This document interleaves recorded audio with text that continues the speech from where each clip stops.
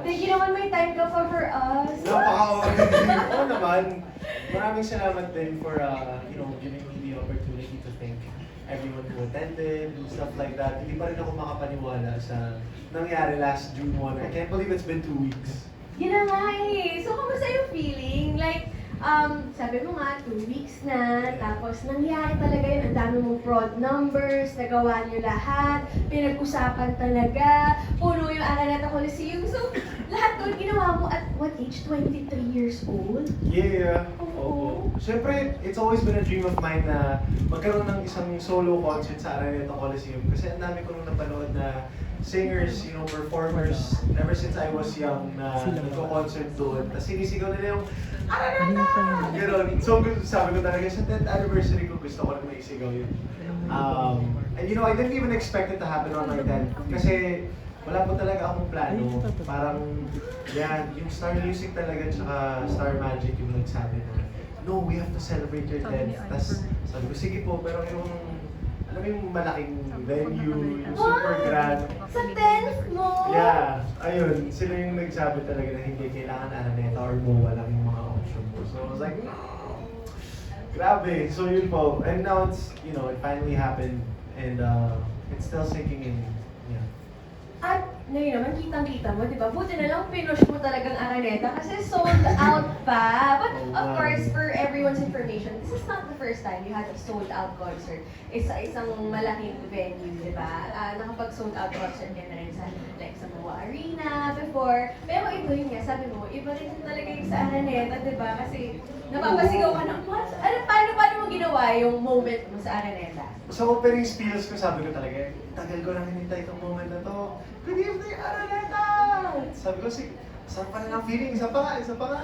Tapos syempre yung audience, they were very, tawag dun, they were just also excited for me. I felt their love as well, tsaka ang dali din makakonect sa kanila. So, na-appreciate ko yun. Kasi we're all celebrating my 10 years together po talaga. Tsaka, we've done the Christmas special sa Araneta Coliseum before, special events, Star Magic Day, stuff like that. Pero iba pala talaga kapag alam mong sarili mong show, yung nangyayaring event doon. Yeah. Lahat, ikaw talaga yung sineselebrate that night. It was your moment. Mhm. So, paano yung days or months even leading up to that concert? Gaano ka-intense yung preparation mo since yun nga 10th anniversary concert mo to?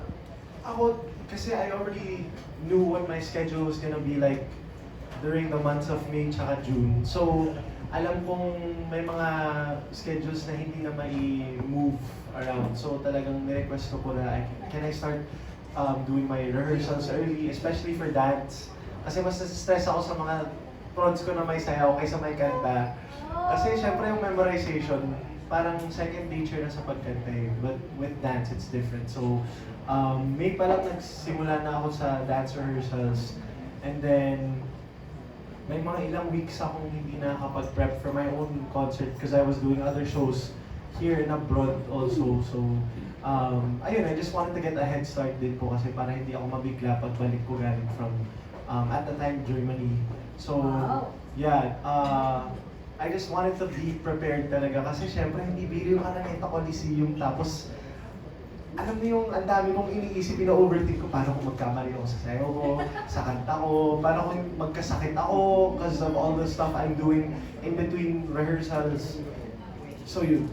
Ingay, bukod dun sa inyo, Germany, yung mga out of the country mo, may showtime ka pa, araw-araw kang nakikita sa TV, may ganun ka pang ginagawa, sobrang busy mo dahil. I mean, they understood naman kung hindi ako makapasok pero parang sinabi rin nila na kahit opening lang, makapaglaro ka lang ng karaoke, tsaka show and bulilin, tapos pwede ka nang dumiretso sa rehearsals mo. And it's nice to have a routine. At saka parang yun yung pang-start ko ng araw ko eh. Showtime muna, tapos saka ako magre-rehearse. Pagdating ko sa rehearsals, yung adrenaline ko, nandun na agad kasi syempre you're hyping up the madlang people. And nakadagdag din siya, nakatulong siya to kind of prep me for the day, calm my nerves. Yeah. Last na lang na question before I open the floor to our friends from the media. Napag-usapan na nga natin yung showtime.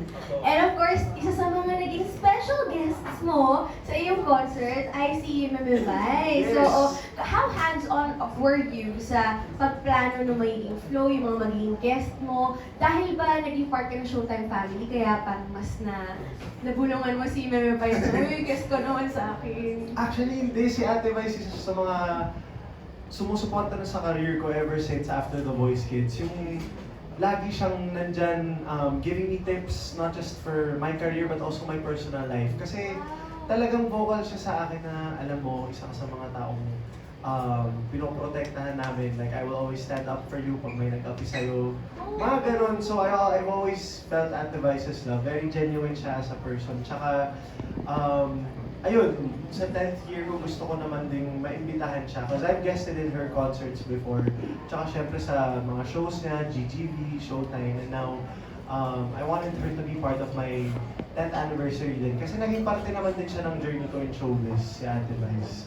Opo. Tapos sa concert naman, like the program flow and stuff like that, hindi pa namin yun iniisip nung binubuo yung show. Parang gusto lang namin makabuo ng mga prods muna, ano ba yung mga gusto kong kantahin, yung mga importante na milestone sa career ko nung kinanta ko at that time, mga ganun. So, lahat, yung mga guests may connection sa 10 years ko eh. Like, nagsimula kami kay Laika, syempre The Voice Kids, Team Sara. Nagkaroon kami ng reunion doon. Kinanta namin yung grand finals piece namin, yung narito ako tsaka ngayon.